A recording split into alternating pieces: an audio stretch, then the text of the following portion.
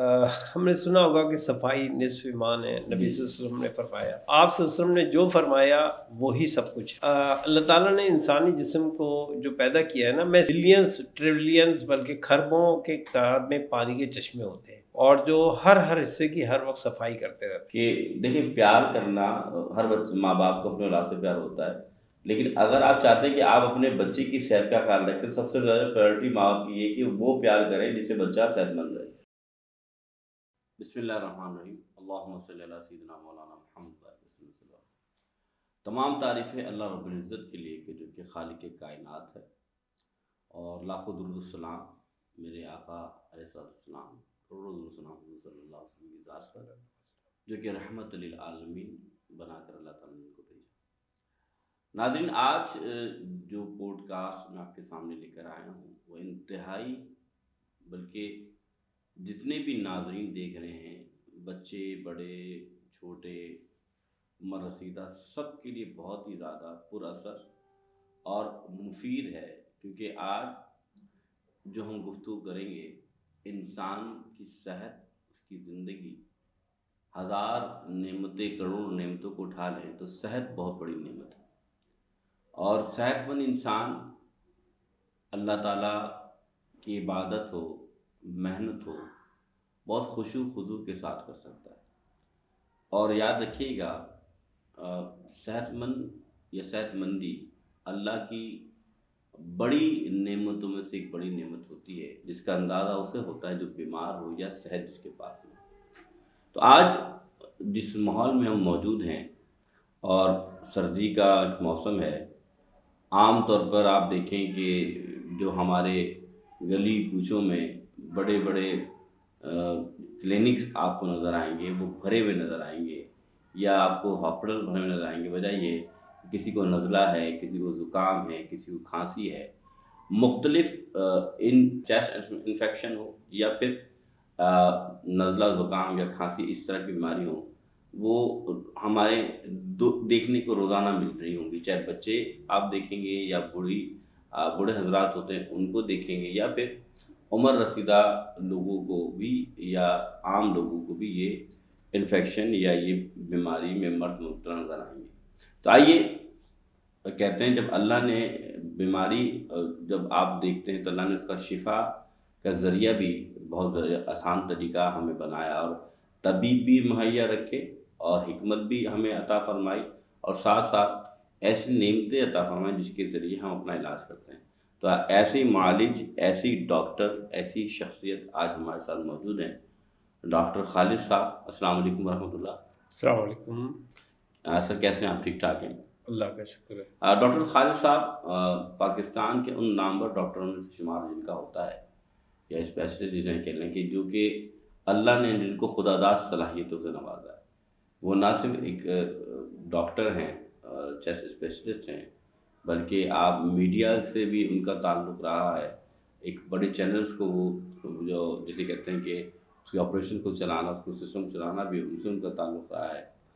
بہت ہی عمدہ گفتگو فرماتے ہیں، اور سب سے بڑی بات جو تجربہ ہے ان کا، ان کی زندگی کا، وہ ہم سب کے لیے بڑا کام آ سکتا ہے۔ لیکن آج بالخصوص میں نے جو سر کو بلایا ہے ریحان اسکول کے اندر، کیونکہ سر ریحان اللہ والا بھائی کے بڑے اچھے دوست ہیں، تو اس لحاظ سے بلایا کہ آج صحت جو ہے، میں نے کہا ہزار نعمت ہے، جو اس موضوع کو جو میں نے رکھا، اور یہ جو آج ہمارا ٹاپک ہے کہ صحت ہزار نعمتوں میں سے ایک نعمت ہے، تو آج ہم صحت کے اوپر بات کریں گے، اور بالخصوص جو بات کریں گے کہ انسان کو یہ جو بیماری لاحق ہو جاتی ہے، جس میں چیسٹ انفیکشن ہے، نزلہ ہے، زکام ہے، اس حوالے سے سب سے پہلے میں چاہوں گا سر اپنا تعارف بیان کریں، پھر ہم آگے چلتے ہیں۔ جی سر، السلام علیکم۔ السلام علیکم سر تھوڑا سا آپ کا تعارف میں چاہوں گا۔ میرا نام محمد خالد ہے، اور ابا کا نام ساتھ لگاتے ہیں تو محمد خالد مشتاق ماشاء رکھتے اللہ۔ ہیں، اور عام طور پہ خالد مشتاق لکھتا ہوں، اس لیے کہ پرسکرپشن میں محمد لکھتے ہوئے کہیں گم جائے تو بڑے مسئلہ ہوتا ہے، گر جائے۔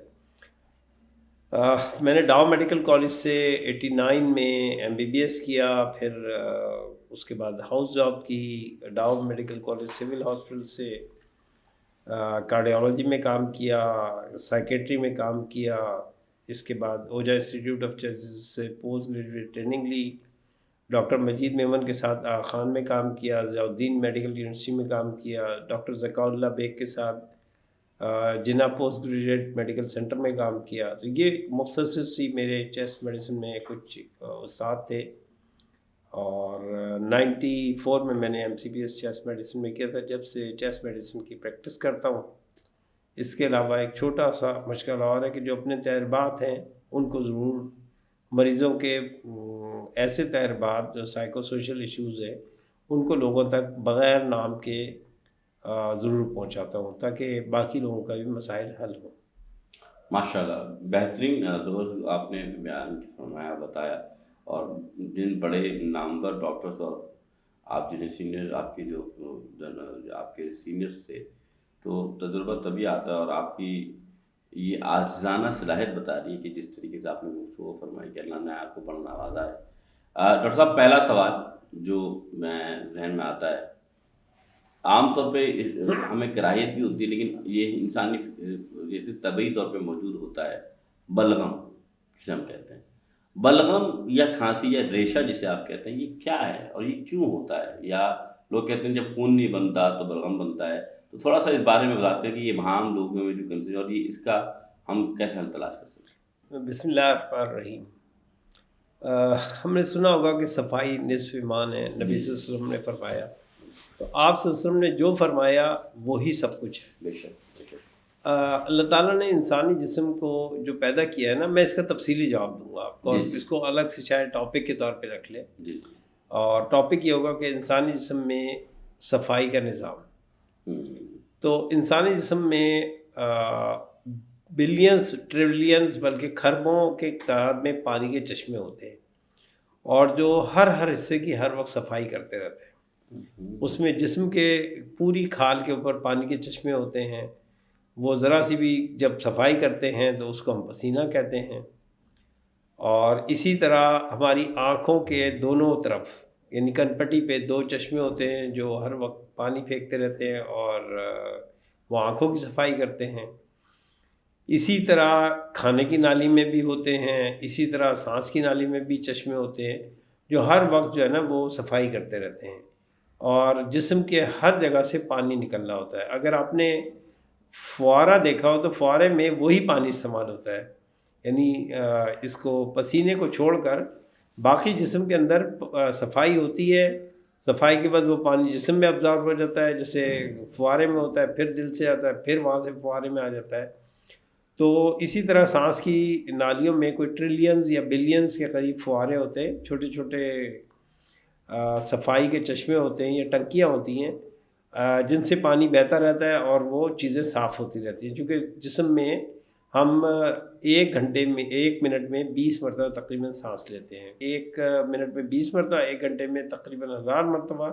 تو 24 گھنٹے میں 24,000 مرتبہ ہوا ہمارے جسم میں جاتی ہے اور آتی ہے. تو ظاہر بات ہے کہ ہر دفعہ کچھ نہ کچھ جراثیم وائرس یہ وہ تو پورے جو ہے نا ہر وقت پانی کے چشمے اس پہ پانی پھینک رہے ہوتے ہیں. تو ظاہر بات ہے یہ پانی تقریباً 1.25 لیٹر کے قریب بلغم جو ہے نا وہ روزانہ ہر جسم میں بنتا ہے. اور یہ بلغم نیچے پھیپھڑوں سے چلتا ہوا اوپر تک آتا ہے اور بالکل ایگزیکٹلی گلے کے اندر یہ بلغم پھر وہاں سے 99% جو ہے نا وہ دوبارہ کھانے کی نالی میں چلے جاتا ہے اور آنتوں میں ہضم ہو جاتا ہے، پھر جسم کا حصہ بن جاتا ہے. تو اب اگر کوئی فرد یہ چاہے کہ سارے کا سارا بلغم نکل جائے تو اسی دن بندہ جو ہے نا کولیپس ہوگا اور مر جائے گا. تو یہ بلغم تو بنتا رہتا ہے. ہاں وہ جتنی ایکسٹرا بنتا ہے، ایک جذب ہونے کی بھی ایک لمٹ ہوتی ہے، جو ایکسٹرا بن جاتا ہے وہ بلغم جو ہے نا پھر ہمیں محسوس ہوتا ہے کہ ہمیں بلغم ہو گیا ہے. لیکن بلغم ایک نیچرل چیز ہے پسینے کی طرح، جیسے ہم کہتے ہیں یار پسینہ آ گیا تو مزہ آ گیا. تو بلغم جو ہے نا وہ صفائی کا ایک سسٹم ہے جو کہ سانس کی نالیوں کو صاف کرتا ہے اور یہ نارمل ہے. لیکن جب گندگی زیادہ جائے گی تو پانی زیادہ پھینکیں گی، یعنی ڈائریکٹ پروپورشن ہے. جتنی آپ ہوا گندی یا جراثیم کی یا آلودہ یا جائے گی تو اندر سے پانی زیادہ سے زیادہ جو ہے نا وہ ٹنکیاں اس کے اوپر چھڑکاؤ کریں گی تاکہ صاف ہو. بلغم زیادہ ہوتا ہے. اب اس کو گندگی کو آپ جراثیم کہہ لیں، وائرس کہہ لیں، پولن کہہ لیں، الرجن کہہ لیں، دھول کہہ لیں، مٹی کہہ لیں، جو نام دینا چاہیں. لیکن ہر چیز جو باہر سے آتی ہے اور غیر ضروری ہوتی ہے اس کو صاف کرنے کے لیے جو اس کے اوپر پانی ڈالا جاتا ہے وہ پانی جب باہر آتا ہے تو اسے بلغم کہتے ہیں. دوسرے معنی میں اردو میں ایک لفظ استعمال ہوتا ہے دھودھن. دھودھن وہ چیز ہوتی ہے کہ جب آپ کپڑے کو یا برتن کو دھوئیں تو جو پانی نکلتا ہے نا اس کے اندر سے اس کو دھودھن کہتے ہیں. اچھا اس کی ڈاکٹر صاحب میں آنا چاہتا ہوں، ہم اس کو ایک بریک لے رہے ہیں اور بریک کے بعد پھر اس کو یہاں سے کریں گے. ناظرین آج مختصر بریک لیں گے، اس کے بعد پھر انشاءاللہ ڈاکٹر صاحب نے جس طرح بیان فرمائی کہ بلغم بھی ایک حصہ ہوتا ہے اور ایکسٹرا جب ہو جاتا ہے تو پھر وہ ظاہر سی بات ہے وہ پھر بلغم کی صورت اختیار کر لیتا ہے. اس پر اور مزید روشنی ڈالیں گے اور بات کریں گے، جائیے گا نہیں انشاءاللہ بریک کے بعد. جی ویلکم بیک. ابھی ڈاکٹر صاحب بڑی ہی مفید اور بڑی زبردست قسم کے ہمیں وہ راز کھول رہے تھے جس سے ہم ناواقف تھے کہ کس طریقے سے بلغم جو ہے وہ ہمارے جسم میں صلاحیت کرتا ہے اور اس میں کیسے اضافہ ہوتا ہے. ڈاکٹر صاحب بات چلی تھی دھودھن کے حوالے سے ہی کہ آپ نے وہاں سے کنٹینیو، تو میں چاہتا ہوں دوبارہ وہاں سے. دیکھیں دھودھن اس چیز کو کہتے ہیں، اگر ہم عام معاشرے میں سمجھ لیں کہ اب واشنگ مشین 95% لوگ استعمال کرتے ہیں تو اس کے پائپ سے جو چیز نکلتی ہے اس کو دھودھن کہتے ہیں. اس میں کیا کیا ہوتا ہے اس میں ایک، یا آپ اس طرح کہہ لیں کہ جب ہم گھر کو دھوئیں اور اوپر کی منزل کو دھوئیں اور وہ پانی گرتا ہے پائپ سے تو اس پانی میں 3-4 چیزیں ہوتی ہیں. پانی ہوتا ہے، وہ کچرا ہوتا ہے جو جسے ہم نے دھویا، اور جھاڑو کے ٹوٹے ہوئے تنکے ہوتے ہیں. تو بلغم کے اندر بیسیکلی یہی 3 چیزیں لازمی ہوتی ہیں، کیونکہ جسم کے اندر برش یا جھاڑویں ہوتی ہیں جو کہ تقریباً 1 بلین یا 1 ٹریلین کے قریب ہر بندے کے اندر ہوتی ہیں، اور یہ مسلسل بلغم سانس کے نیچے کے حصے سے پھیپھڑوں سے اوپر پھینک رہی ہوتی ہیں. کیونکہ آپ دیکھیں اینٹی گریویٹی ہوتا ہے یہ سب کچھ. بالکل ٹھیک ہے. تو یہ جھاڑویں جب جتنا زیادہ آپ دھول مٹی گرد و غبار پولن جراثیم وائرس جہاں بھی جائیں گے تو اتنا ہی زیادہ پھر وہ جسم اس پہ پانی پھینکے گا اور جھاڑویں کام کریں گی. جب اتنی زیادہ جھاڑو کام کرتی ہے تو جھاڑو کے چھوٹے چھوٹے ٹکڑے بھی ٹوٹے ہو جاتے ہیں. تو بلغم میں کیا ہوتا ہے، جراثیم وائرس پولن جو بھی گندگی آپ نے ان میں سے جو بھی چیز گئی ہے، گندی چیز گئی ہے، دھواں گیا ہے، کوئلے کی جگہ کام کریں تو کوئلے گئے ہیں، جو بھی ایسی چیز گئی ہے وہ پلس ٹوٹے ہوئے ٹکڑے پلس پانی، اس کو بلغم کہتے ہیں. اچھا ڈاکٹر صاحب پھر اب آ جائیں، یہ تو بات سن میں آ گئی، تھوڑا سا واضح کیجیے کہ اس کا سردی سے کیا تعلق ہے. اکثر سردیوں میں میرے کلینکس بھرے ہوتے ہیں، ڈاکٹرز بھرے ہوتے ہیں، بچے بھی پریشان، بڑے پریشان، سب کو بھائی نزلہ ہو رہا ہے، کھانسی ہو رہی ہے. پہلے تو میں بلغم کے بارے میں پوچھوں کہ یہ ان کو شکایت ہوتی ہے. بلغم میں یہ آپ سے کہہ رہا تھا کہ دیکھیں بلغم اس لیے فیل ہوتا ہے کہ جب بھی سردی ہوتی ہے تو ہم سب اپنا آبزرویشن بھی کریں کہ ہم سکڑ کے سوتے ہیں. اسی طرح ناک بھی سکڑتی ہے، سانس کی نالیاں بھی سکڑتی ہیں، سب جو ہے نا سردی میں سکڑتے ہیں.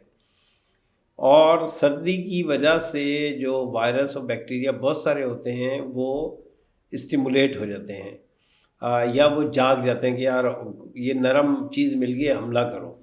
تو جیسے ہی حملہ کرتے ہیں تو ظاہر ہے جسم میں سوجن پیدا ہوتی ہے، اور پھر جسم جو ہے نا اپنی حفاظت کے لیے ان کے پانی کے جو آپ یہ کہہ لیں، آپ نے سنا ہوگا، یہ کوئی اچھی مثال تو نہیں ہے کہ جی وہاں بہت سارے مظاہرین آئے تو پولیس نے واٹر کینن پھینک دی، سے پانی پھینک دیا. تو یہ جسم کی واٹر کینن ہوتی ہے جو اس کے اوپر پانی پھینکتی ہے، لیکن چونکہ وہ سکڑ جاتی ہے نالیاں تو وہ تھک ہو جاتا ہے پانی، اور سردیوں میں ہم کم پانی پیتے ہیں. مسئلہ ہمارا اپنا ہے، یعنی ہزاروں لوگوں صرف اس لیے کہ پانی ٹھنڈا ہوتا ہے، چائے ہم پیتے نہیں ہیں، سوپ ہم پیتے نہیں ہیں، گرین ٹی ہم پیتے نہیں ہیں. بلغم میں ابھی 1 مہینے ترکی میں رہ کے آیا ہوں، ترکی میں نہیں ہوتا بلغم کا پرابلم. لوگ 10-10 15-15 20-20 کپ جو ہے نا وہ قہوہ پی جاتے ہیں، تو وہاں ہوتا ہی نہیں ہے، ڈی ہائیڈریشن نہیں ہوتی. بلغم تو تھک جب ہوتا ہے یا گاڑھا جب ہوتا ہے جب آپ فلوئڈس یا پانی کم لے رہے ہیں. تو جس طرح ہم ڈائریا کے پیشنٹ کو کہتے ہیں کہ یہ ORS اور پانی زیادہ لے، اسی طرح نزلہ کھانسی زکام جو بھی چیز بلغم، ان پہ ہم بعد میں بات کریں گے نزلہ کھانسی پہ، لیکن بلغم جس کو شکایت ہے وہ پانی زیادہ پینا شروع کر دے، سوپ زیادہ پینا شروع کر دے، قہوہ زیادہ پینا شروع کر دے، خاص طور پہ اینٹی آکسیڈنٹس جو بھی چیزیں ہیں جس پہ ہم بعد میں آپ پوچھیں گے تو میں آپ کو بتا بھی دوں گا اور کروں گا، میں بتاؤں گا، لیکن یہ کہ اینٹی آکسیڈنٹس قہوہ اور چیزیں ہم پئیں گے تو بلغم اتنے جلدی پتلا ہوگا، جب پتلا ہوگا تو فوراً نکل جائے گا۔ اس کی ایک مثال سمجھیں کہ بچوں کو خاص طور پہ سب لوگوں نے نوٹ کیا ہوگا کہ بچوں کے ناک میں سردی کی وجہ سے سکڑتی ہے تو جو بلغم ہے وہ تھک ہو جاتا ہے، تو ڈاکٹر اکثر نارمل سلائن کے ڈراپس دیتے ہیں کہ یہ بچے کی ناک میں ڈالتے ہیں، تو وہ کچھ بھی نہیں کرتے، وہ باہر سے مدد کرتے ہیں، جیسے ہم کنویں میں کوئی پھنس جائے تو اس کو رسی ڈال کے نکالتے ہیں،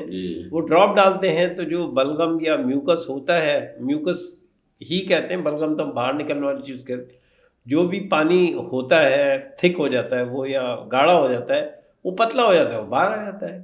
اٹس ویری سمپل نا، یہ اس میں کوئی ریسکیو اسٹائل ہے۔ ٹھیک۔ اچھا ڈاکٹر صاحب، اب یہ تو بات ہو آپ نے بتائی، اور آپ نے یہ بتایا کہ اس کا آپ نے جو مشورہ بھی یا کہہ لیں کہ آپ کعوے کا استعمال زیادہ کریں، استعمال کرنے سے آپ کو بہتری آئے گی، یہ تو رہی بلغم کی بات۔ اور اب میں دوسرا سوال جو نہایت وہی بات ہے کہ آپ نے ایک بات ابھی ویسے آف ایئر بتائی تھی ہمیں کہ لوگ اپنے سینے کا خیال رکھتے ہیں لیکن گلے کا نہیں رکھتے۔ مثال کے طور پہ لوگ کپڑا پہن رہے ہیں تو جیسے میں نے ابھی پہنا ہوا ہے، کیا میرا یہ چیز ڈھانپنا بھی ضروری نہیں ہے یا میں اپنے صرف سینے یا چیسٹ کو صرف ڈھانپ لوں، اس سے انفیکشن میں کمی آ سکتی ہے یا انفیکشن نہیں ہوگا؟ دیکھیں، انفیکشن کا تو کوئی تعلق نہیں ہے کسی چیز کے۔ سردیوں میں عام طور پہ سب لوگ سکڑتے ہیں تو سانس کی نالیاں بھی سکڑتی ہیں، لیکن پاکستان میں بالخصوص میں نے چترال کے اندر بھی دیکھا، ایبٹ آباد بھی میں گیا تھا پچھلے سال لیکچرز دیے تھے، کہ جو سانس کی نالی ہے وہ بالکل بٹن کی جگہ پہ ہوتی ہے۔ اچھا، جو ہماری یہ دامن یا بٹن کہتے ہیں نا یہاں پہ، یہ سب اچھا، تو اکثر کوٹ اور جتنے بھی ہمارے کپڑے ہیں سردیوں کے وہ اس حصے کو نہیں ڈھانپتے، نتیجتاً اس جگہ کو سردی زیادہ لگتی ہے، سردی لگتی ہے تو پھر جو پہلے سے جراثیم یا وائرس وہ تو ہر سانس کے ساتھ ہر گھنٹے میں 1000 مرتبہ جا رہے ہیں نا ہماری اندر جسم کے، اور 24 گھنٹے میں 24,000 مرتبہ، تو کوئی نہ کوئی وائرس اور جو جا رہا ہوتا ہے وہ فیوریبل یا اپنا سردی میں جو ہے نا ایکٹیویٹ ہو جاتا ہے۔ تو ہمارے ہاں بہرحال کپڑے اس طرح بنتے ہیں کہ ہائی نیک، پہلے جب میں چھوٹا تھا تو میری امی پہناتی تھیں اور سب لوگ گلو بند یا مفلر استعمال کرتے تھے، تو جب تک سردیوں میں گلو بند یا مفلر کا رواج نہیں ہوگا کہ گلا اور سانس کی نالی جو سامنے کا حصہ ہے اس کو ڈھانپ کے رکھیں، جب تک ان مسائل میں کمی نہیں آئی۔ یہ ڈاکٹر صاحب بہت بڑی بات آپ نے کہی کہ مجھے یاد ہے بچپن میں بھی کہ ہمارے اسلاف کے نہیں یا پرانے جو ہم نے دیکھے اپنے خاندان میں کہ واقعی وہ مفلر کا انتظام زیادہ ہوتا تھا اور اس میں یہ چیزیں ڈھانپ کے رکھی جاتی ہیں، لیکن اب یہ چیزیں بڑی زیادہ اس کو فیشن کے طور پہ لیا جاتا ہے، جس کی وجہ سے شاید سمجھتا ہوں بیماری پھوٹ رہی ہے۔ دوسرا سوال جو میں بلغم کے بعد اب آتا ہوں، کھانسی کا مرض ایسا مرض ہے کہ وہ ایک ہوتا ہے کہ میں نے دیکھا ہے کہ لوگ اس کو زیادہ اہمیت دے، لیکن جب وہ کھانسی بڑھ جاتی ہے اور رکنے کے نام لیتے گلے سوج جاتا ہے پھر لوگ ڈاکٹر کے پاس جاتے ہیں، تو کھانسی کا بھی کوئی جو ہے مسئلہ بلغم کے ساتھ ہے یا ٹھنڈ کے ساتھ ہے یا سردی کے ساتھ ہے، اس کی ذرا وضاحت فرمائیں۔ دیکھیے، کھانسی تو کوئی بیماری نہیں ہے، اچھا، اور کھانسی تو ایک نارمل میکانزم ہے۔ اگر آپ کی آنکھ کے قریب کوئی تیزی سے ہاتھ لائے تو آپ کی آنکھ خود بخود ہی جو ہے نا بند ہو جاتی ہے، حالانکہ وہ فرد آپ کو تھپڑ نہیں مارنا چاہ رہا ہوتا، لیکن یہ آٹومیٹکلی آپ کا جسم وہ کرتا ہے۔ تو کھانسی تو ایک بچاؤ کا طریقہ ہے کہ جیسے ہی جسم میں کوئی گڑبڑ چیز جاتی ہے تو 3 کام کرتا ہے جسم، جو سانس کی نالی۔ ایک تو یہ ہے کہ وہ دماغ کو سگنل دیتا ہے کہ ہیڈ کوارٹر ایک گڑبڑ چیز آ گئی ہے، ہیڈ کوارٹر حکم دیتا ہے جو ٹنکیاں لگی ہوتی ہیں کہ بھائی تم لوگ جو ہے نا زیادہ سے زیادہ اس گڑبڑ چیز کے اوپر پانی پھینکو۔ پھر ہیڈ کوارٹر دوسرا آرڈر دیتا ہے جو پیٹ کے مسلز اور لنگس کو کہ تم لوگ زور سے ہوا کا ایک پریشر مارو تاکہ گڑبڑ چیز چلی جائے۔ تو وہ جو ہوا کا زوردار پریشر برین کے آرڈر پہ اس گڑبڑ چیز کو جسم سے نکالنے کے لیے ہوتا ہے، اس ہوا کے پمپ کو کھانسی کہتے ہیں۔ واہ، تو یہ تو اللہ کی نعمت ہے جو اس نے بنائی ہے۔ اگر کھانسی نہ ہوتی اور کھانسی ہمیں نہیں بتاتی کہ گڑبڑ چیز اندر ہے، وہ ہم مر جاتے۔ تو اسی لیے جتنے بھی ماہرین چیسٹ ہیں مجھ سے اکثر پوچھتے ہیں کہ یار آپ لوگ کھانسی کا شربت نہیں دیتے، تو کھانسی کا شربت نہیں ہوتا اس مثلا آپ کو میں ایک چھوٹی سی مثال دوں کہ موٹر سائیکل اکثر لوگ جو ہے نا وہ اس میں پنچر ہو جائے تو وہ پنچر لگوانے جاتے ہیں، پنچر لگانے کے بعد ٹائر کے اندر سے کیل نکالنے کی کوشش کرتا ہے، تو اگر آپ کیل نہ نکالیں اور پھر وہ لگا دیں تو کیا ہوگا؟ پنچر ہی ہوگی، پھر دوبارہ پنچر ہو جائے گا۔ ایسے ہی تو بیسیکلی جو کھانسی ہمیں بتاتی ہے کہ، یا آپ ایک اور مثال سمجھیں کہ اگر آپ کھانسی کو دبانے کی مثال ایسے سمجھیں کہ آپ کے گھر میں فیوز اڑ گیا، تو فیوز یہ بتاتا ہے کہ لائن کے اندر گڑبڑ ہے۔ اب آپ لائن کو چیک نہ کریں اور فیوز کی جو وائر ہے وہ موٹی کر دیں تو پوری لائن اڑ جائے گی۔ تو اس کھانسی کو صرف روکنے کے لیے آپ شربت دیتے رہیں۔ میرے پاس 50 شربت والے پیشنٹ آتے ہیں، کچھ بھی نہیں ہوتا اس سے، اف بنیادی وجہ دور نہ ہو جائے۔ بالکل اس کی ایک ایسی مثال سمجھیں کہ کمرے میں کوئی لال بیگ مر گیا یا چوہا مر گیا، آپ کو بدبو آئی، آپ نے جو ہے نا وہ اس پہ اسپرے کر دیا خوشبو کا، تو جتنی دیر تک خوشبو کی وہ اسمیل رہے گی وہ بدبو نہیں آئے گی، وہ جیسی ختم ہوگی پھر آ جائے گی۔ لیکن خوشبو کا اسپرے آپ کریں، کھانسی کے لیے دوا دینے کے مترادف ہے، لیکن پہلے آپ اس جو ہے وہ جو مرا ہوا چوہا یا مرا ہوا لال بیگ ہے اس کو نکالیں تو آپ کا مسئلہ حل ہو جائے گا۔ اسی طرح اسی لیے ہم چیسٹ میڈیسن میں کہتے ہیں کہ ہم وجہ تلاش کرتے ہیں، جب آپ وجہ دور کر دیں گے تو کھانسی خود بخود ہی کم ہو جائے گی۔ بہترین جواب اور بہت ہی حکمتانہ اور بڑے ہی حکیمانہ طریقے سے آپ نے مثال بتائی، یہ بات بالکل ٹھیک ہے۔ ڈاکٹر صاحب اب جیسے آپ نے کھانسی کا بتایا ہمارے کو اور اس کی تفصیل بتائی، اسی طریقے سے جب ہم کھانسی کو دیکھتے ہیں اس کے ساتھ ساتھ ایک اور چیز بھی ہم دیکھتے ہیں، چھینک، جسے آپ کہتے ہیں کہ ایک دم جو ہے انسان کی چھینک آتی ہے تو پھر منہ سے پانی نکلتا ہے یا پھر نزلہ بھی گرتا ہے یا جو بھی مواد جسم میں ہوتے ہیں منہ کے ذریعے وہ باہر آنے جاتے ہیں۔ چھینک کیا ہے اور یہ کیوں ہے؟ دیکھیں جسم جو انسان کا جو سانس کا نظام ہے وہ ناک سے شروع ہوتا ہے اور پھیپھڑوں تک جاتا ہے، تو ہم نے سمجھیں نیچے سے چل رہے ہیں، تو پہلے ہم نے کھانسی کی مثال دی کہ جو نچلے کا حصہ ہے اس میں جو سانس کی نالی کے اندر کے حصے ہیں ان کا جو ریفلیکس آتا ہے وہ کھانسی ہوتا ہے، گلے تک کی ریفلیکس آتا ہے، گلے سے اوپر جو بھی مسئلہ ہوگا پھر وہ دوسرے طریقے سے جو ہے وہ دوسرا رسپانس آتا ہے، یعنی جیسے ہی ناک میں کوئی گڑبڑ چیز گئی، جیسے کھانسی میں ہوتا تھا، فوراً پہلا رسپانس یہ ہوگا کہ لوکل رسپانس کے فوراً اس کے بعد فائرنگ کر دو کس کی؟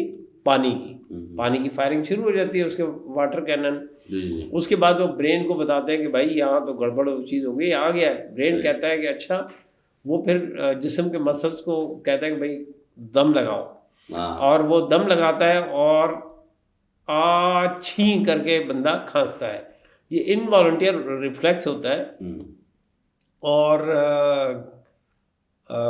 وہ اتنا زوردار ریفلیکس ہوتا ہے کہ اوپر کی یہ جو گلے سے اوپر جو بھی چیزیں ہوتی ہیں، ناک اس کی حفاظت کے لیے یہ دروازہ ہے، تو اس کے اندر کوئی چیز گڑبڑ داخل نہ ہو تو اتنی زور سے ہوا وہ پھینکی جاتی ہے، یہ بھی ہوا کا پمپ ہے، اور چھینک کی رفتار تقریباً 150 کلومیٹر پر آور ہوتی ہے۔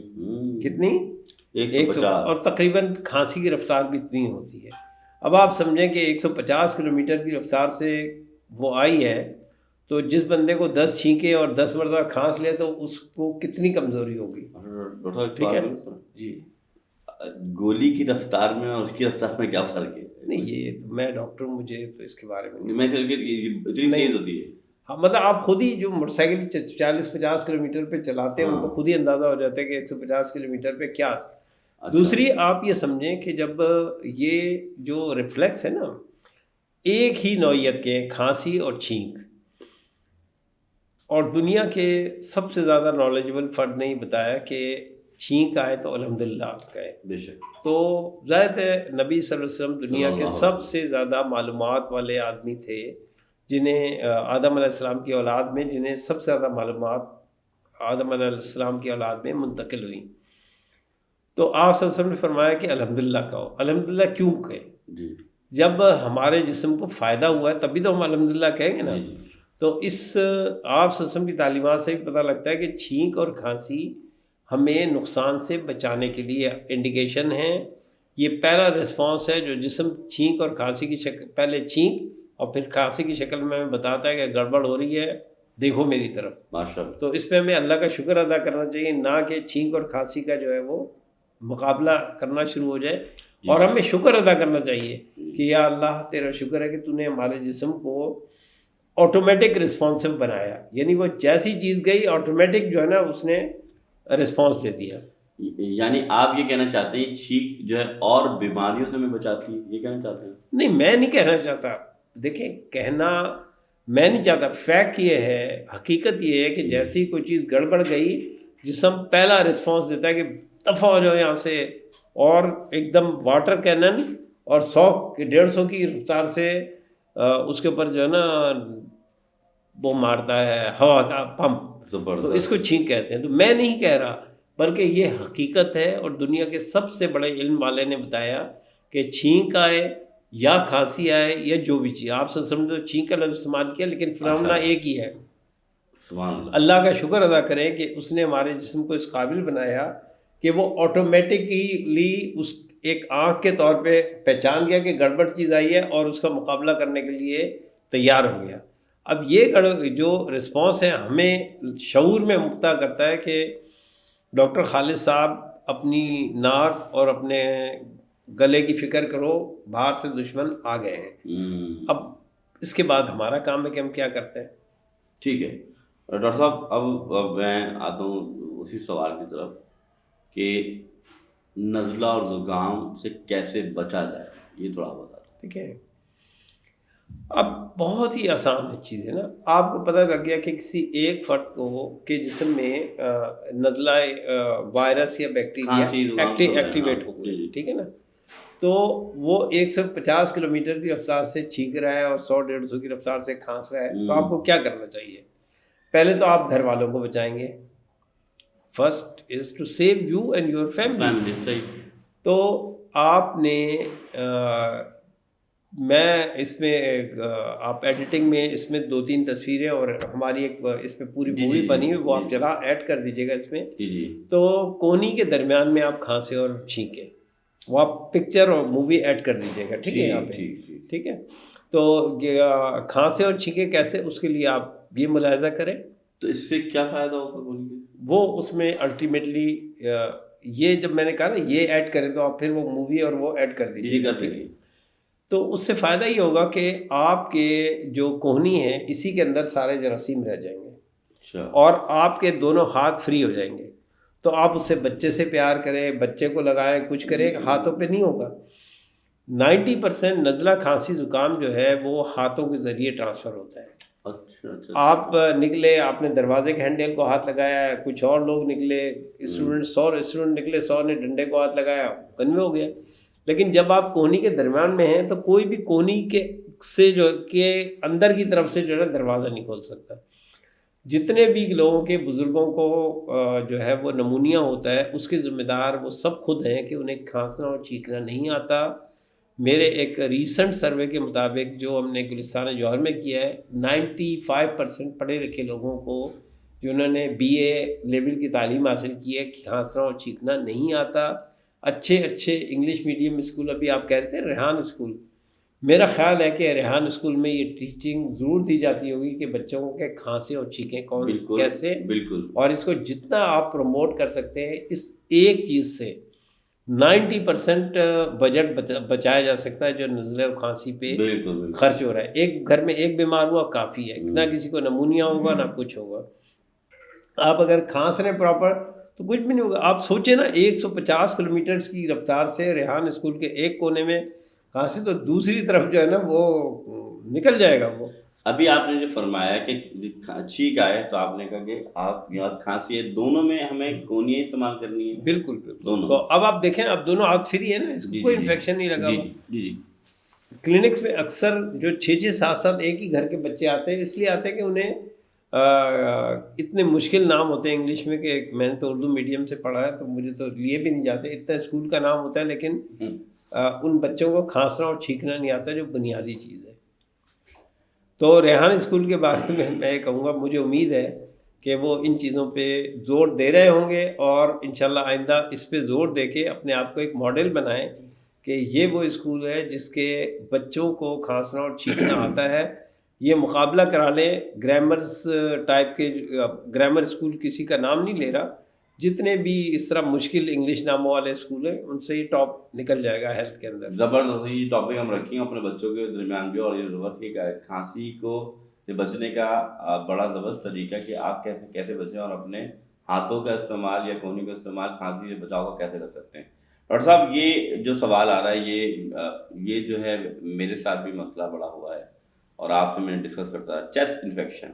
اچھا، چیسٹ انفیکشن کیا ہے اور یہ کیوں ہوتا ہے اور اس سے کیسے بندہ، کیونکہ یہ بہت زیادہ تکلیف دہ عمل ہے، یہ ذرا بتائیے.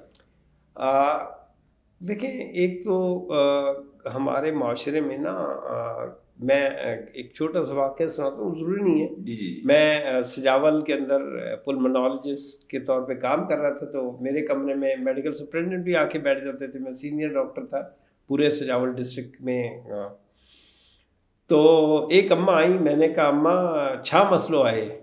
تو اماں بالکل پڑھی لکھی نہیں تھی، ان کے ہاتھ میں ایک ایکس رے تھا، ان کے ہسبینڈ تھے. کل کے ڈاکٹر الرجی جو پرابلم آئے. تو ہم سمجھنے لگے مطلب اس کو نے اتنی مرتبہ چیزیں سیکھی سنی بھی تھی کہ اس کو نہیں پتا کہ وہ کیا کہہ رہی ہے.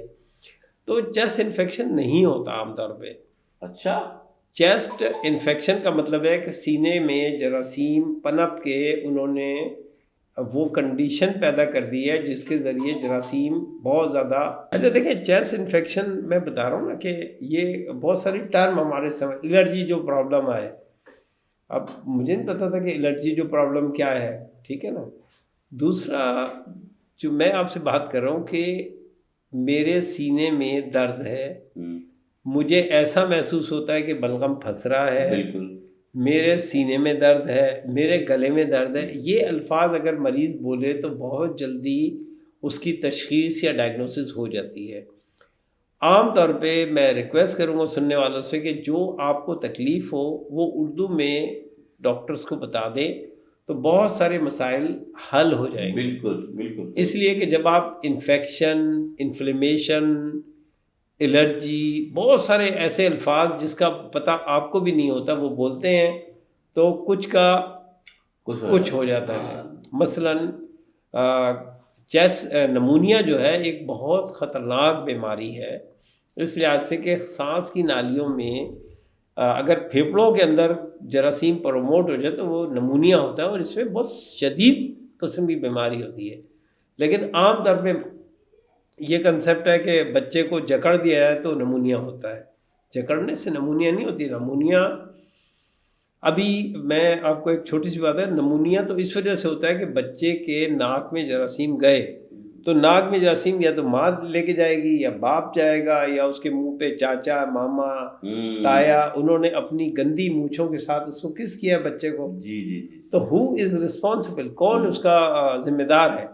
تو خدا کے واسطے اگر بچوں کو نمونیا سے بچانا ہے تو ان کے چھوٹے بچوں کے پاؤں پہ پیار کر لیں اور منہ پہ جو ہے پیار کرنے سے اوائڈ کریں. اب اس سے بات سمجھ میں آئی کہ جراثیم یعنی کہ اگر کسی کے ماؤتھ کے ذریعے بھی بچوں تک یا پھر کسی پر پھیل سکتے ہیں، خاص طور چیسٹ انفیکشن یا نمونیا یا ایسے امراض. کیا یہ میں صحیح بات کر رہا ہوں؟ ایسا ہی بالکل آپ صحیح کہہ رہے ہیں نا. دیکھیں بڑوں میں مثلا یہ بھی ایک بات ہے نا کہ آپ بڑے ہیں، صحت مند ہیں، آپ کو کچھ نہیں ہوا، آپ نے بچے کو جو ہے نا وہ مونچھوں میں لگے ہوئے، باہر سے آئے مونچھوں میں جراثیم لگے ہوئے، بچے کو پیار کر لیا، اس کے کنوے کر دیا آپ نے، تو یہ بہت زیادہ ہوتا ہے. یعنی ایک اور بڑی اہم بات بتاؤں کہ اس کو سوشلی ہاؤ مچ کتنا ڈیفیکلٹ ہے اس کو کہنا. ایک کئی بچیوں نے مجھ سے کہا کہ ڈاکٹر صاحب ہم نے آپ کے کہنے پہ عمل کیا تھا. ایک ڈاکٹر صاحب سے، مجھ سے نہیں، کہ بچوں کو پاؤں پہ یا ہاتھ پہ کہیں پیار کر لیں. لیکن مسئلہ یہ ہے کہ ہم سسرال میں رہتے ہیں تو ہمارے سسرال والے کہتے ہیں کہ دیکھو یہ لڑکی کتنی مغرور ہے، یہ تو اپنے بچوں کو پیار بھی نہیں کرنے دیتی. بالکل یہ ایسا تو سوشل. آتا ہے. تو جب تک آپ ریحان اسکول والے ہیلتھ میں آ جائیں، اور ہیلتھ کر کے ریحان ہیلتھ جو چینل ہے، ریحان کو اللہ نے بڑی عزت دی ہے، اور عزت تو وہی دیتا ہے. اور میرا خیال ہے کہ وہ اس پہ زور اتنا زیادہ سوشلی ان ایشوز پہ بات کرے کہ مسائل حل ہوں. اور واقعی اس لڑکی کا کہنا صحیح تھا کہ میں نے سسرال میں جا کے کہا کہ بھائی اس کو کوئی کس نہیں کرے گا بچے کو، تو سارے سسرال ہی کہنے گے لو ان کے بچہ پیدا ہو، اب یہ ہمیں پیار بھی نہیں کرنے دیں گی. غرور ہے ان کو، تو یہ تو بہت زیادہ ہی پیارا پیدا ہوئے یہ اس سے. جتنی صحیح بات. سوشل چیزیں ہیں، یہ پھر میرا خیال ہے کہ آپ لوگ اس پہ جتنا چاہے جی. گفتگو کرا لیں. بالکل. آئی ایم ریڈی، لیکن دیز آر گراؤنڈ ریئلٹیز، یا یہ زمینی حقائق ہیں. بالکل. آپ نے ناظرین بات سنی ابھی، ڈاکٹر صاحب نے کتنی زبردست بات فرمائی کہ دیکھیں پیار کرنا ہر ماں باپ کو اپنے اولاد سے پیار ہوتا ہے، لیکن اگر آپ چاہتے ہیں کہ آپ اپنے بچے کی صحت کا خیال رکھیں، سب سے زیادہ پرائرٹی ماں باپ کی یہ کہ وہ پیار کریں جس سے بچہ صحت مند رہے. تو آپ جو اقارب کو سمجھا سکتے ہیں، اور سمجھانے کے مختلف طریقے ہوتے ہیں. یہ نہیں کہ ان کو آپ ڈانٹیں یا کوئی بات ایسی کریں جس سے ان کو ایسا لگے آپ غرور کر رہے ہیں یا مغرور ہو گئے آپ کو اولاد مل گئی. لیکن آپ ان کو یہ سمجھا سکتے ہیں کہ جیسے تمہاری اولاد ہے یا میری اولاد ہے، ان کو ایک بہتر طریقے سے سمجھائیں کہ اس کی صحت سب سے زیادہ ضروری ہے، اور اگر تم واقعی پیار کرتے ہو تو اس کی صحت چاہو گے، تم اس کے لیے اس کے ہاتھوں میں پیار کرو گے، وہ بھی اس کے جسم کا حصہ ہے، اس کے پیر میں بھی کا بھی جسم کا حصہ. بچے کے پیر بھی معصوم بڑے پیارے ہوتے ہیں. تو بات اتنی سی کہ آپ پیار کر کے ان کی صحت کے لیے دعا کریں، تو انشاءاللہ اس پر ریحان اسکول لازمی کام کرے گا. بلکہ ہمارا ہر بچہ، یہ میں کوشش کروں گا اس کی پوسٹ بنائی جائے ڈاکٹر صاحب، اور اس کو آگے لیا جائے. ڈاکٹر صاحب کھانسی ہو جائے، نزلہ ہو جائے تو ایک بات بڑی آتی ہے، بھائی گرم نمک کا پانی ملاؤ اور غرارے کر لو، اور نمک کا استعمال پانی والا استعمال کرو، اس سے تمہارا گلا صاف ہو جائے گا. ڈاکٹر صاحب نمک کا پانی بلڈ پریشر بھی تو پیدا کر سکتا ہے. اچھا دیکھیں، یہ سوال عام طور پہ لوگ کرتے ہیں. آج بھی مجھے کلینک میں ایک صاحب نے کہا، میں نے ان سے یہ پوچھا کہ کیمسٹری میں آپ کے کتنے نمبر تھے انٹرمیڈیٹ کے اندر؟ اچھا. تو وہ کہنے کہ میں نے ان سے کہا کہ دیکھیں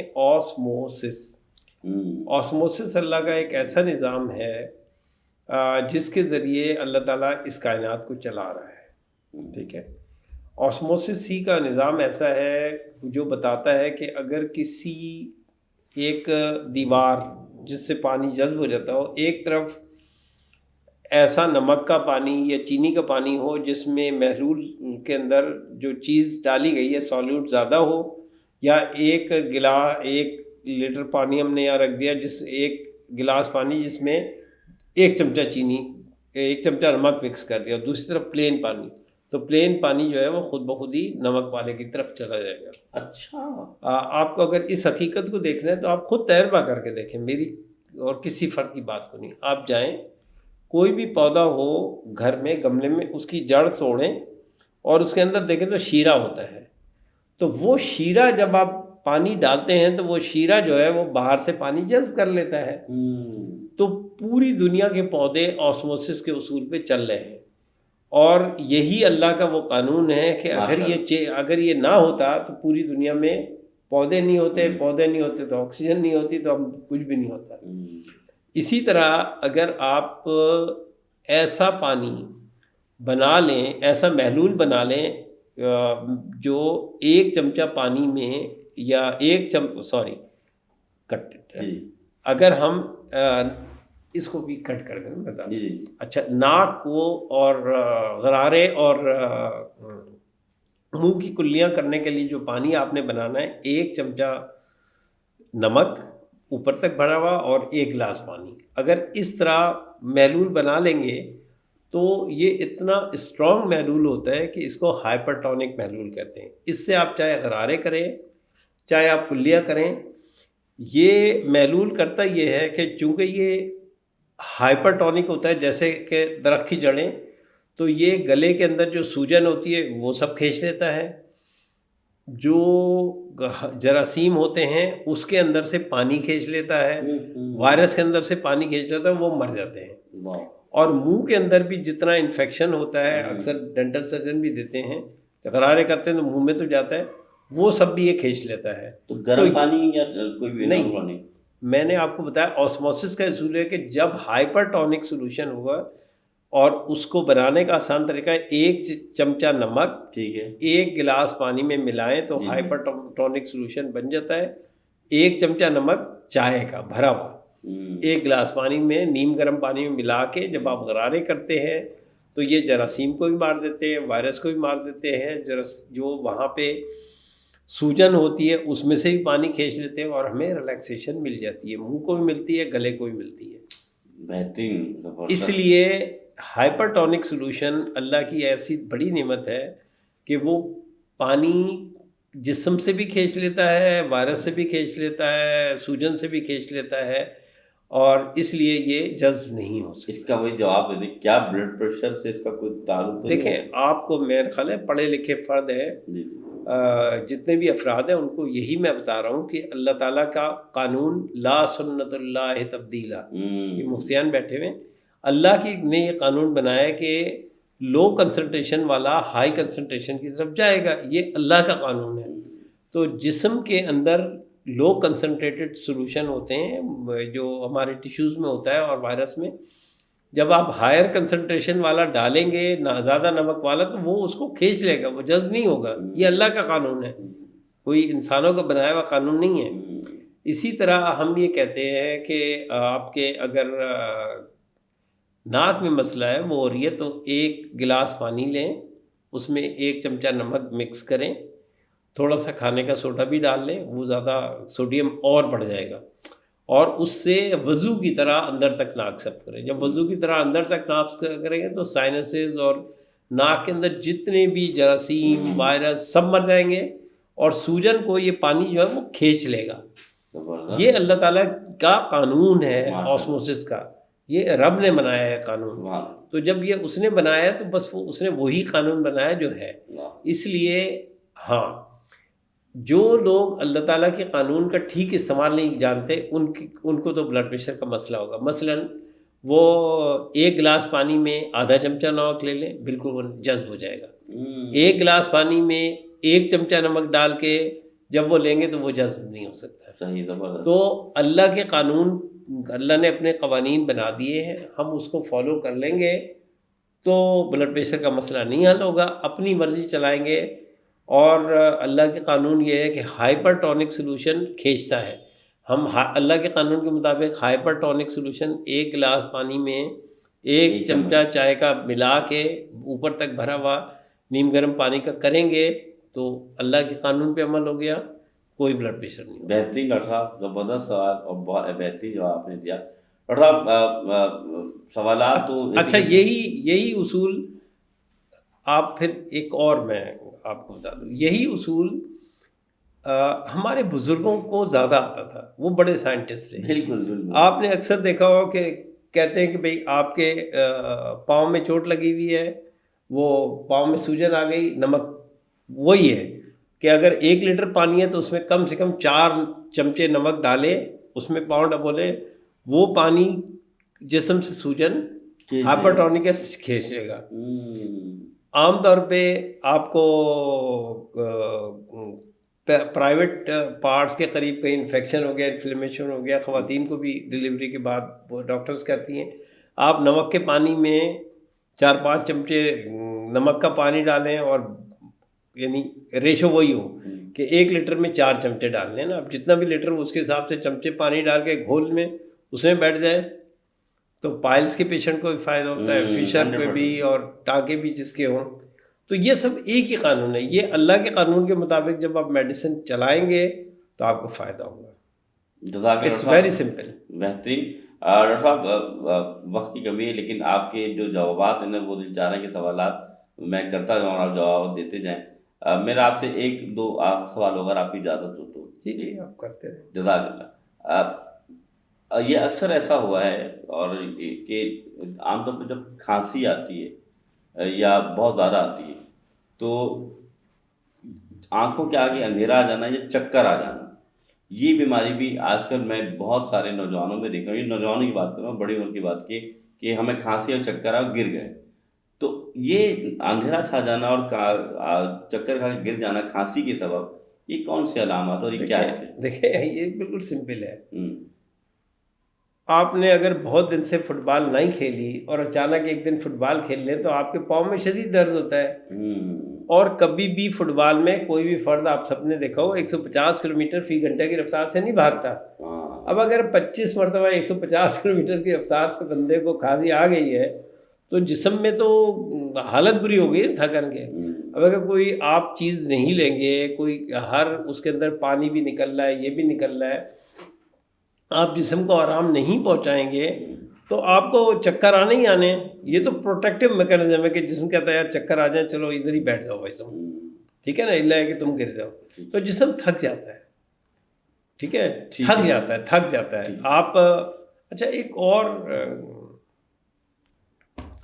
اچھا ایک جو اہم بات ہے نا، جو آپ نے سوال نہیں کہ میں آپ کو بس یہ بتا ہی دیتا ہوں کہ دیکھیں اللہ تعالیٰ کا نظام کھانسی ہے. اللہ تعالیٰ نے پروٹیکٹ یعنی جسم کی بات کے لیے کھانسی بنائی، جسم کی بات کے لیے چھینکیں بنائی. ہم جب یہ علامتیں ہوں تو کیا کریں؟ ہمیں ان علامتوں کو دیکھتے ہوئے جسم کو سپورٹ کرنا ہے. جی، ٹھیک ہے. نمبر 1، ہم نے ایسے فلوئڈس یا ایسے محلول پینے ہیں جو اینٹی آکسیڈنٹ ہوں. اینٹی آکسیڈنٹ اس کو کہتے ہیں جو جسم کو مضبوط کرنے والے ہوتے ہیں. ہمارے معاشرے میں سب اللہ کی قدرت یہ ہے، اس رب کا کرم ہے، اس رب کی رحمت ہے کہ اینٹی آکسیڈنٹ دوائیں نہیں ملتی، بلکہ اینٹی آکسیڈنٹ بہت سستی چیزیں ہیں. میں آپ کو 4 اینٹی آکسیڈنٹس کے نام بتاتا ہوں جو ہر گھر میں اویلیبل ہیں. ماشاءاللہ. نمبر 1 دار چینی، نمبر 2 چھوٹی الائچی، نمبر 3 ہرا دھنیا، نمبر 3 پودینہ. دوبارہ ریپیٹ کٹ کرتے ہیں. نمبر 1 دار چینی، نمبر 2 چھوٹی الائچی. دار چینی اور چھوٹی الائچی کی آپ دودھ والی چائے پی سکتے ہیں. نمبر 2 پودینہ اور ادرک. ادرک کو 10 منٹ ادرک کو ابالیں، 1 منٹ کے لیے پودینہ ڈالیں، یہ بن گیا. ٹھیک ہے. جو نن ڈائبٹک ہیں وہ ٹھیک ہے، جس کو ڈائبٹیز ہے وہ شہد نہ ڈالے، اگر نہ ملے تو چینی سے پی لیں. صحیح. یہ وہ اینٹی آکسیڈنٹس ہیں جو ہر جگہ اویلیبل ہیں، ہر جگہ ہر گھر میں ان کو آپ لیں. جی. دوسرے موسٹ کامن اینٹی آکسیڈنٹ ہماری گلی گلی میں لگا ہوا ہے، وہ ہے سواجنا کا پیڑ. سواجنا کی پتیوں کا قہوہ آپ پئیں، بہت زوردار، مورنگا کے نام سے. بہت مہنگے کیپسول دنیا میں مل رہے ہیں. مورنگا کے درخت موجود ہیں ہمارے یہاں موجود ہیں، لیکن لوگوں کو شعور نہیں ہے. اس کا شعور میرا خیال ہے ریحان اسکول اس کو ٹارگٹ لے لے کہ جی ہمارا ہر اسٹوڈنٹ ایک مورنگے کا، ہمارے جتنے بھی لوگ ہیں سب مورنگا کے درخت اس پہ کام کرتے ہیں اور درخت لگواتے ہیں. میں اس کی بات نہیں کر رہا ہوں کہ ریحان نہیں کرتے. ہمارے اسکول پسند ہمارے جتنے لوگ ہیں وہ اپنے اپنے جاننے والے لوگوں سے 10 درخت لگوائیں گے اور پھر اس کا ایک ڈیٹا آپ اکٹھا کریں گے اور پھر ہم یہ بتائیں گے کہ ریحان اسکول میں ہیلتھ کے اندر یہ پروموٹ زبردست. یہ آپ ایزی ٹو ورک. تو مورنگا کی چائے ہے. اس کے علاوہ 2-3 اور چیزیں ہیں. ادرک کے ساتھ لہسن بہت زیادہ جو ہے نا اینٹی آکسیڈنٹ ہے، اور مرچیں بہت زیادہ اینٹی آکسیڈنٹ چیزیں. تو آپ لہسن کی چٹنی، پودینے کی چٹنی، اس کو فریکوینٹ استعمال رکھیں. یہ بہت زوردار antioxidant, they are very cheap thing. بہت سستی چیزیں ہیں. یعنی آپ اتنی سستی چیزیں ہیں کہ اگر آپ پلاؤ بھی کھا رہے ہیں اور اس کے ساتھ لہسن کی چٹنی کھا رہے ہیں تو لہسن کی چٹنی جسم کے میں چیسٹ کو مضبوط کرنے کے لیے زیادہ پاورفل ہے اس پلاؤ سے زیادہ. تو لہسن کی چٹنی، پودینے کی چٹنی یہ بہت آسان ہے بنانا. مورنگا کی چٹنی، یہ کچھ اینٹی آکسیڈنٹ میں نے چیزیں بتائی ہیں. اس کا جتنا فریکوینٹ استعمال آپ کریں گے اتنا آپ کو فائدہ ہوگا. بہترین ڈاکٹر صاحب، زبردست. اور ماشاءاللہ یہ تو ہر گھر میں موجود ہوتا ہے، اور آپ نے آسان حل بتا دیا کہ لمبی لمبی لسٹ لے کے دکان کے میڈیکل پہ نہیں جانا پڑتا، بلکہ تو گھر میں ہی علاج موجود ہے. ڈاکٹر صاحب بہت شکریہ. ڈاکٹر صاحب ایک سوال میں آپ سے اور کرنا چاہوں گا، خاص طور پہ ٹھنڈا پانی ہمارے یہاں آتا ہے کہ بھائی ٹھنڈا پانی مت پیو، کھانسی ہو جائے گی، ٹھنڈا پانی یہ ٹھنڈی بوتل مت پیو، تمہیں نزلہ زکام ہو جائے گا. اس کا کیا تعلق ہے، یا واقعتاً ہمیں اجتناب کرنا چاہیے، یا ہم روزمرہ پانی کا جو استعمال ہے وہ کون سا کریں، ٹھنڈا کریں، نیم گرم کریں جس سے ہمارا سینہ محفوظ رہے؟ یہ سوال آپ. دیکھیں اگر سردی ہے یعنی 8 × 8 تو 64 ہو گئے، 8 × 8 بھی 16 ہو جاتے ہیں. تو اگر آپ سمجھ لیں کہ 8 سردی ہے کا موسم ہے اور آپ پھر 8 ہی ٹھنڈا پانی پی لیں تو 8 × 8 8 8 64، تو ظاہر ہے آپ کا گلا ہوگا ہی خراب. دیکھیں یہ کلچرز پہ، چائنا میں سارے لوگ گرم پانی پیتے ہیں، ٹھیک ہے نا. اچھا. تو زیادہ ٹھنڈا پانی بس آپ وہ ٹیمپریچر کو، وہ اپنے کلچرز کا بھی بہت بڑا حصہ ہے. جیسے افغانی ہیں یا ٹرکی ہیں، ٹرکش ہیں، وہ صرف قہوہ پیتے ہیں سردیوں میں، اور اتنا قہوہ پیتے ہیں کہ وہ ہر وقت گلا ان کا گرم رہتا ہے نا، 10 کپ پی گئے بغیر چینی کے، قہوہ پیتے رہتے ہیں ترکش. تو ہمیں ٹھنڈے علاقے کے لوگوں سے سبق سیکھنا چاہیے کہ ہاؤ دے ڈیل نیچرلی. تو وہ قہوہ یا گرم مشروب پیتے رہتے ہیں اور مسئلہ نہیں ہوتا. تو کوشش کریں کہ نیئر ٹو، مطلب جو ٹیمپریچر ہے ہمارے جسم کا اس کے مطابق کام کریں نا.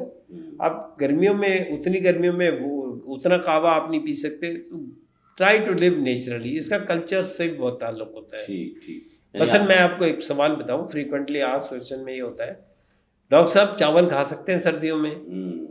آزاد کشمیر میں زلزلہ آیا اور مجھے نہیں پتا کہ مجھے واقعہ میں سنا ہی دیتا ہوں. جی بتائیں. ٹھیک ہے نا. آزاد کشمیر میں زلزلہ آیا، وہاں سے ڈیمانڈ آئی کہ ڈاکٹر صاحب، میں بیما ریلیف کا انچارج تھا اور ہمارے 4 اسپتال تھے کہ ڈاکٹر صاحب باغ سے آزاد کشمیر کہ 8 اکتوبر کو زلزلہ آیا تھا، رمضان تھے، اس کے بعد نومبر کا مہینے، سردی تھی وہاں، کہ ہمیں روٹیاں چاہیے سوکھی ہوئی رمضان میں ہی بلے سے. تو میں کیا مطلب ظاہر ہے جب 8 گھنٹے کے سفر کے بعد روٹی پہنچے گی تو چاہے وہ سوکھ ہی جائے گی نا. ٹھیک ہے نا، روٹیاں چاہیے. تو میں کیا افطار کے بعد میں نے اس سے کہا بھائی روٹیاں چاہیے. اس نے کہا جی وہ تو ٹھنڈی ہے. میں نے کہا جتنی ہے دے دیں. تو اس نے سمجھا کہ کوئی مریض ہی ہوگا نا، بٹ ٹھنڈی روٹیاں کون خریدتا ہے کہ 200 روٹیاں دے دو. تو جتنی ہوٹل میں تھیں وہ سارے ہوٹلوں سے ہم نے جمع کی اور وہاں بھیج دی. جب میں عید کے تیسرے دن گیا تو زلزلے کے بعد لوگ آ چکے تھے، تو انہوں نے کہا صاحب گرم گرم ناشتے آپ یہاں کر لیں. میں گیا تو گرم گرم ناشتے کیا تھے، اس نے اٹھایا تو دال چاول.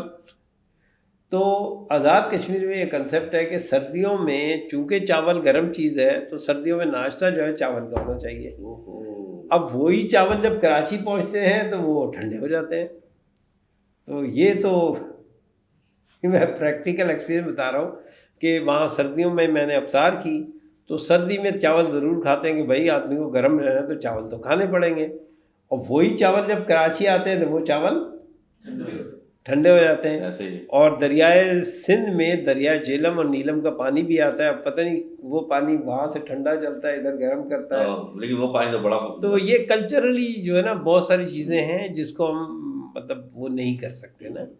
تو کلچرز اور لوگوں کے تجربات. آپ کہنا چاہتے ہیں کہ پانی اگر پینا ہے تو اتنا ٹھنڈا پی لیں جس سے آپ کے گلے کے اندر پرابلم، یعنی کہ ٹیمپریچر دیکھیں. وہ ہر فرد جو ہے نا وہ خود میرا خیال رکھے، کم سے کم بچے کو ٹھنڈا نہ پلائیں. ٹھیک ہے نا، باقی خود کی.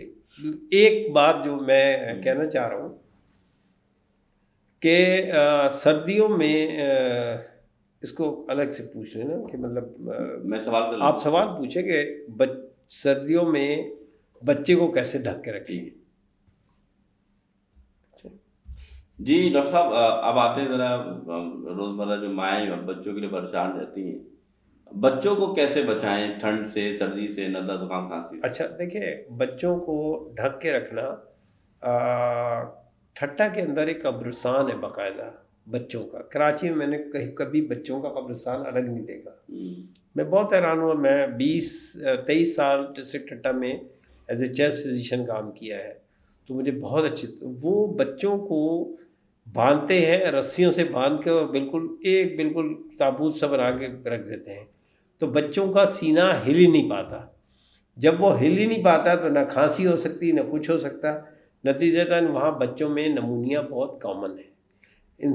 دیکھیں میں نے آپ کو بتایا نا کہ کروڑوں جھاڑویں لگی ہوئی ہیں اور وہ اندر سے باہر پھینک رہی ہیں پانی، لیکن اگر آپ سینے کو بالکل باندھ دیں گے تو وہ کام نہیں کر سکیں گے نا۔ صحیح۔ تو اس لیے بچوں کی اموات بہت زیادہ ہوتی ہیں اندرون سن، تو بچوں کو لپیٹ کے تو رکھنا چاہیے لیکن باندھ کے رکھنا نہیں چاہیے، اس کی وجہ سے بچے عام طور پہ اللہ اکبر مر جاتے ہیں، باقاعدہ ایسا ہوتا ہے کہ مر جاتے ہیں۔ جو جتنا پیک کرتے ہیں بچوں کو یہ بھی ڈالو نہیں کمبل ڈالو، وہ ڈالیں ایک اپنی جگہ، لیکن ایسا نہ کر دیں کہ ان کا سینہ بند ہو جائے۔ جو ہے نا سانس اندر جاتی ہے تو سینہ پھولتا ہے اور باہر آتی ہے تو سکڑتا پھیلتا ہے۔ اس طرح کریں کہ اس کا سینہ سکڑنے پھیلنے کی اس کو اسپیس دے، جگہ دے، تو بچہ نارمل ہے۔ مثال عام طور پہ دیکھیں جو 8 مہینے 4 مہینے بچے ہوتے ہیں انہیں بڑا کپڑا، پہلے ایک کپڑا لپیٹتی ہیں، دوسرا لپیٹتی ہیں، تو کیا اتنا نہیں وہ بالکل باندھنے میں اور لپیٹنے میں بڑا فرق ہے۔ جی تھوڑا ٹھیک ہے نا، میں نے کہا کہ ہر فرد ہر ماں دیکھ سکتی ہے، اتنا اس کو لپیٹے کہ اس کو سانس لینے میں اس کے پھیپھڑوں کو ایکسٹرا دم نہ لگانا پڑے۔ آپ ہوا کو روکیں، اللہ ہے کہ اس کا پکڑ کے جو ہے نا پھیپھڑوں ہی جو ہے نا دبا دیں۔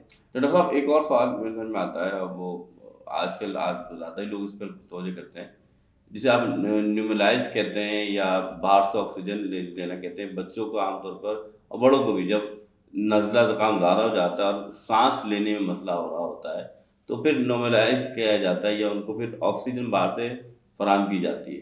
کیا اس کا استعمال کرنا، یا گھر میں ایک چیز ہوتی ہے ہم وکس ڈالتے ہیں اور پتیلے میں ڈال کے اس کی اسٹیم لے رہے ہوتے ہیں، کیا یہ لینا زیادہ بہتر ہے یا باہر سے جو نیوملائز یہ بہتر ہے؟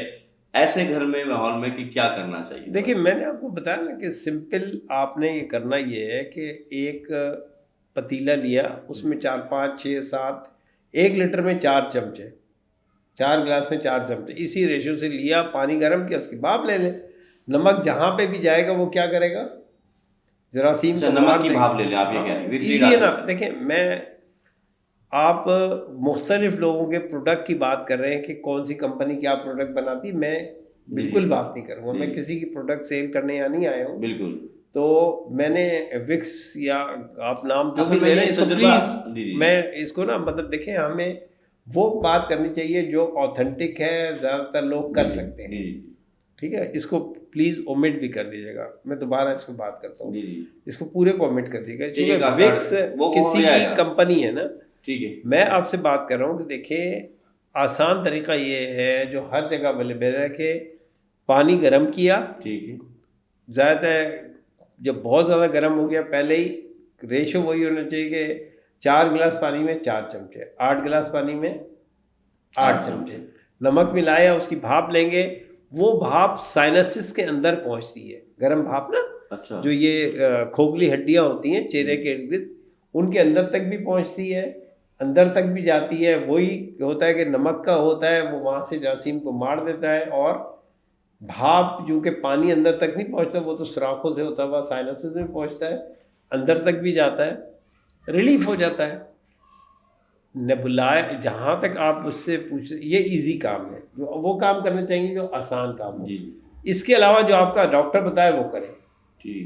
نیبولائزر آپ نے کہا، نیبولائزر کچھ بھی نہیں ہوتا، ایک مشین ہوتی ہے جو ہوا کا پریشر مارتی ہے جس سے پانی کے ننھے ننھے قطرے بن جاتے ہیں، تو اگر سانس کی نالی کے اندر کی طرف کوئی مسئلے ہو رہے ہیں، چونکہ ظاہر بچوں کو بھاپ دینا مشکل ہوتا ہے، تو ماں لے کے بیٹھ گئی، اس نے یہیں پہ کیا تو وہ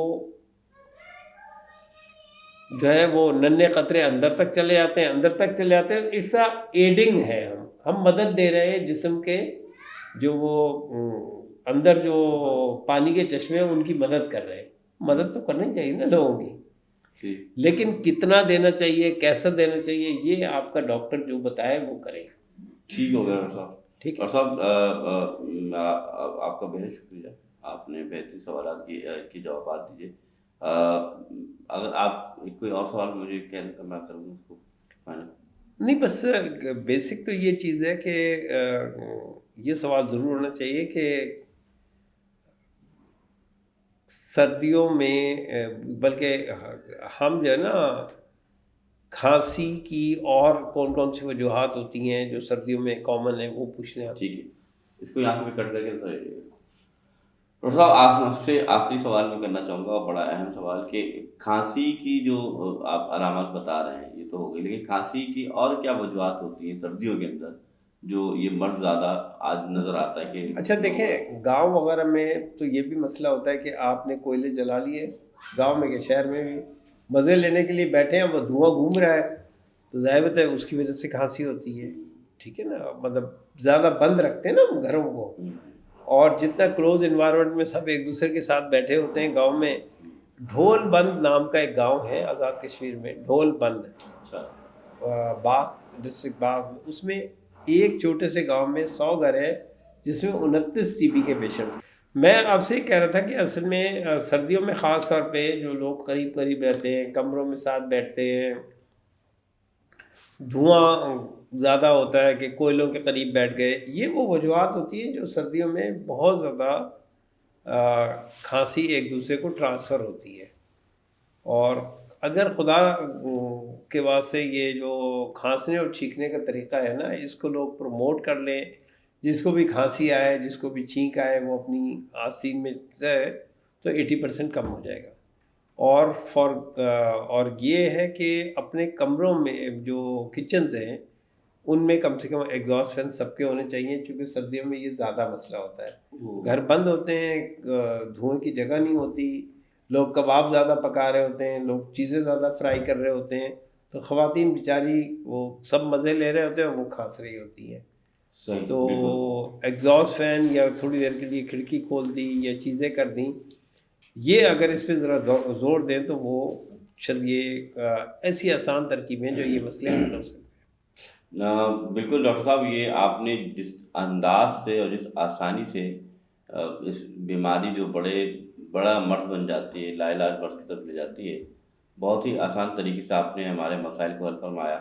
میں چاہتا ہوں کہ ناظرین، آپ جو میرے دیکھ رہے ہیں کہ ڈاکٹر خالد صاحب، میں سمجھتا ہوں بہت ہی مفید مشورے بھی آپ کو انہوں نے دیے، بہت ہی گھریلو آپ کو نسخہ جات بھی انہوں نے بتائے، اور انہوں نے سب سے اہم بات جو آپ یہ دیکھیں کہ انہوں نے بہت آسانی سے نزلہ، زکام، کھانسی اور بلغم جو آج بڑا مرض سمجھا جاتا ہے، تو اور آپ ہزاروں روپے خرچ کر رہے ہوتے ہیں اس مرض کے علاج کے لیے، یہاں تک کہ آپ ٹی وی کی شکل اختیار کیجیے کر جاتی ہے، چیسٹ انفیکشن کی شکل اختیار کر جاتی ہیں. تو اگر آپ گھر میں اپنی ان چیزوں کا خیال رکھیں، خاص طور پہ جس طرح ڈاکٹر صاحب نے، جب آپ کھانستے ہیں یا چیختے ہیں تو کیسے آپ نے اپنے بازو یا کونیوں کو یا پھر ہاتھوں کو استعمال کرنا ہے، یہ بہت اہم طریقہ ہے کہ ہمیں کھانسنا یا چھینکنا بھی نہیں آتا، تو اس کی تربیت دینا ہمارا فرض ہے، اور انشاءاللہ ریحان اسکول ریحان فاؤنڈیشن پہ کام بھی کرے گا. ڈاکٹر صاحب بہت بہت شکریہ آپ کا. آخر میں آپ کو پیغام دینا چاہیں ہمارے ناظرین کے خدمت میں؟ کہ میں تو یہ پیغام دینا چاہوں گا کہ اللہ تعالیٰ نے قرآن اتارا، کتاب اتاری، نبی صلی اللہ علیہ وسلم کو بھیجا ہمارے لیے آسانیاں پیدا کرنے کے لیے. تو ہمیں تو انہوں نے صرف ایک حدیث صلی اللہ علیہ وسلم پہ غور کریں کہ آپ صلی اللہ علیہ وسلم نے الحمدللہ کہ جب جسم اپنا کام اچھے طریقے سے انجام دے اور ہمیں پتہ بھی نہ ہو، اور چھینک جو ہے نا ہمارے جسم سے دھکے دے کے جراثیم و وائرس کو اور بیکٹیریا کو اور الرجن کو نکال رہی ہے، تو ہمیں شکر ادا کریں. تو بس اسی طریقے سے جو اللہ تعالیٰ نے جسم کو نیچرل چیزیں عطا کی ہیں، اور جس طرح آسموسس کا نیچرل طریقہ بتایا، تو اللہ تعالیٰ کی جو بتائی ہوئی قدرتی چیزیں ہیں ان کا ہم شکر ادا کرتے رہیں، ان کا استعمال کرتے رہیں، تو اللہ تعالیٰ ہمیں بھی محفوظ رکھے گا. اور یہ جسم جو اللہ تعالیٰ نے ایک امانت کے طور پہ انسان کو دیا ہے کہ یہ میرے کام کے لیے ہے، تو اگر یہ کچھ محفوظ ہوگا تو اس کے کام کے لیے ہوگا، چونکہ ہر ایک صحت مند چیز چاہتا ہے. ہم بھی اگر مطلب کسی کام کے لیے لیتے ہیں نا، جانور اچھا ہونا چاہیے، تو اللہ تعالیٰ بھی یہ پسند کرتا ہے کہ نبی صلی اللہ علیہ وسلم نے فرمایا کہ صحت مند مومن، بالکل آپ مفتیان کرام ہیں، آپ زیادہ بہتر طور پہ یہ حدیث صلی اللہ علیہ وسلم بتا سکتے ہیں، اور یہ آپ پہ چھوڑتا ہوں کہ آپ اس کو ایکسپلین کر دیں. دیکھیں یاد رکھیے گا، صحت مند جو مسلمان ہیں وہ اللہ کو زیادہ پسند ہے کمزور مسلمان کے مقابلے میں، کہ وہ اللہ تعالیٰ کی عبادت، اللہ کی عبادت زیادہ کر سکتا ہے. اصل بات یہی ہے کہ ڈاکٹر صاحب نے جو بات پیغام دیا کہ صحت جو اللہ تعالیٰ نے دی ہے بہت بڑی نعمت ہے. میں نے کہا نا جس کی آنکھ نہیں اس سے پوچھے آنکھ کیا نعمت ہوتی ہے, جس کے ہاتھ نہیں اس سے ہاتھ سے پوچھے ہاتھ کیا نعمت ہوتی ہے. اس طرح جو بیمار سے پوچھے صحت مند کتنی بڑی ہے, صحت مندی کتنی بڑی نعمت ہے. ڈاکٹر صاحب آپ جزاک اللہ, آپ تشریف لے کے آئے. ناظرین انشاءاللہ نیکسٹ ایپیسوڈ میں ہم پھر ملاقات کریں گے نئے ٹاپک کے ساتھ ڈاکٹر صاحب کے ساتھ. اور ڈاکٹر صاحب سے انشاءاللہ کوشش کریں ہم وعدہ لینے کی کہ ڈاکٹر صاحب آپ نے پھر ہمارے ساتھ انشاءاللہ اسی طرح کا ایک پوڈ کاسٹ کرنا ہے. اور جس طریقے سے آپ مفید مشورے دے رہے ہیں اور جس طریقے سے آپ لوگ کے مشکلات حل کر رہے ہیں, تو امید کرتا ہوں آپ انشاءاللہ پھر دوبارہ تشریف بھی لے کے آئیں گے انشاءاللہ. انشاءاللہ اللہ تعالیٰ ہمیں انسانوں کے لیے آسانیاں پیدا کرنے والا بنائے. آمین. فی امان اللہ. جزاک اللہ.